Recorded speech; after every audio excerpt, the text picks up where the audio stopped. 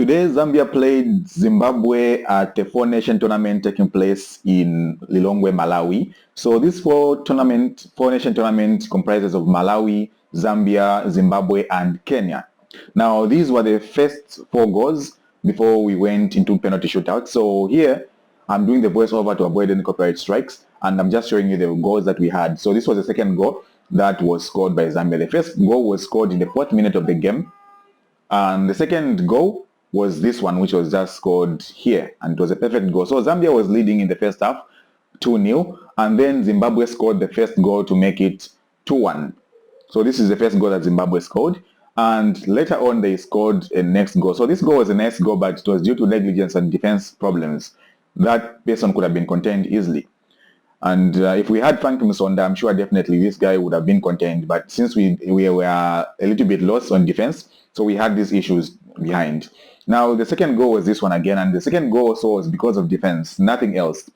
There wouldn't have been any goals today for Zimbabwe if Zambia had good defense. So the first goal was scored by Sunzu in the first half, and it would have been easier and would have finished that way. And the first half and second half all finished in a 2-2 draw between Zambia and Zimbabwe.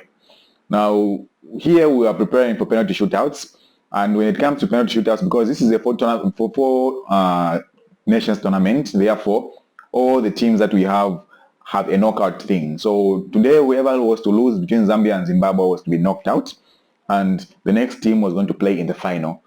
And the next game that is taking place is between Malawi and Kenya. So whoever will win between Malawi and Kenya would face the one who wins between Zambia and Zimbabwe.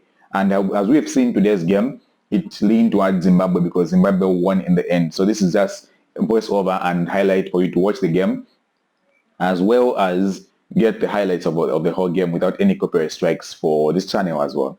So yeah, we went directly into the penalty shootouts, and it was quite interesting. But one thing that I noticed in the penalty shootouts is that Zambia was reluctant in this case. And the good thing is that we started with our very own Patson Daka. And Patson Daka has got very much experience in penalty shootouts. So I was 100% sure that he was not going to miss this one for whatever reason would be there. He was going to score this one because he's known for scoring goals. And his goal was a perfect goal. As you watch the goal, he was very calm, very composed, as he has been trained in such a way when he was playing for Leicester City, and still look at the goal, how he scored the goal. So this goal was a composed goal. Everyone knew he was going to score the goal. And the keeper went into the other direction because he couldn't contain Daka. Daka is one of the people that we have. I'm sure we are missing Fashion Sakala. So if we had Fashion Sakala and Frankie Musonda, I'm sure the game would have been a little bit different from how it went. But look at how the penalty was. The keeper could not even know where the game was going to go in this case. And so Zambia scored the first goal, and now the pressure was on Zimbabwe. And Zimbabwe had to score in order to stay in the game because we have 5 penalties each.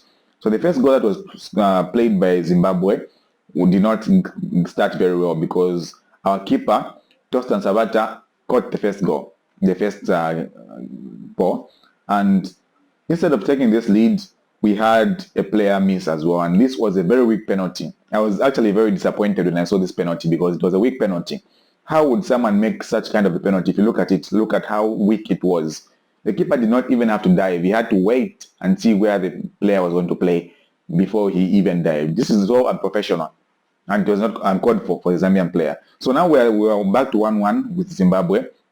If the Zimbabwe player scored this one, which he did, and now we're back to 2-2 penalties, but 1-1 in terms of shootout.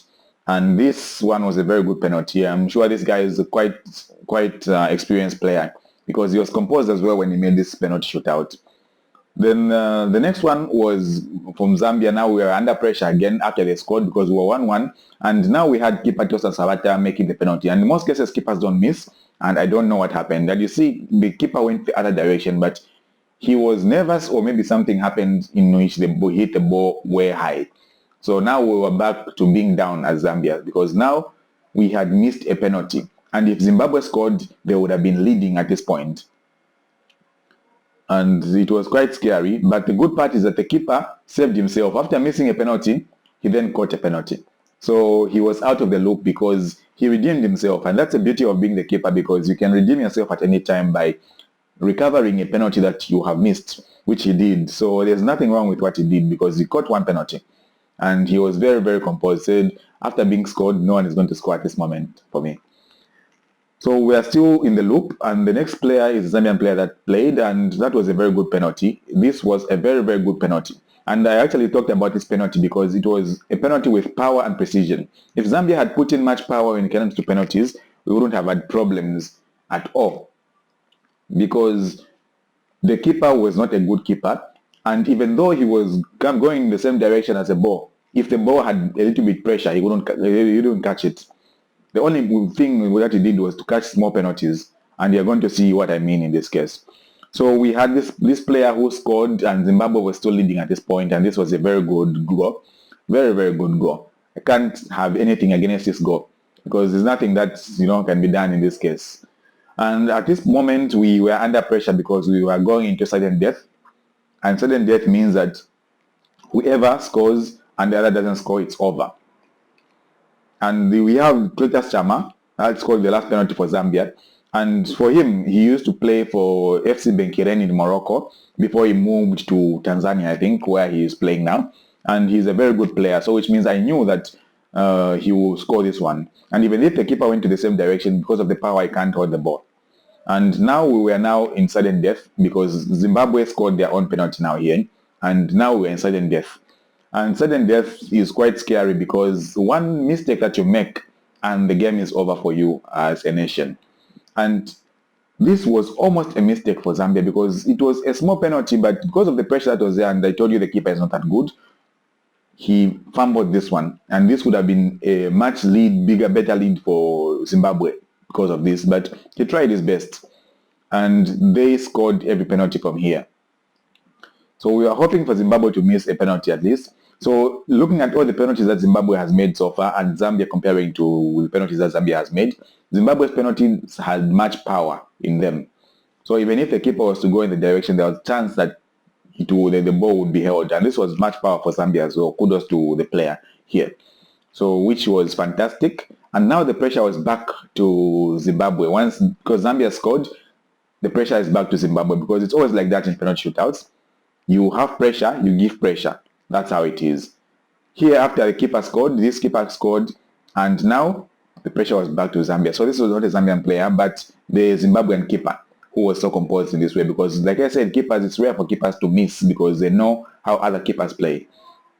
Now, we had Sunzu make the last penalty, and he missed. So Sunzu is the one that saved Zambia in the 2012 AFCON by scoring the last penalty.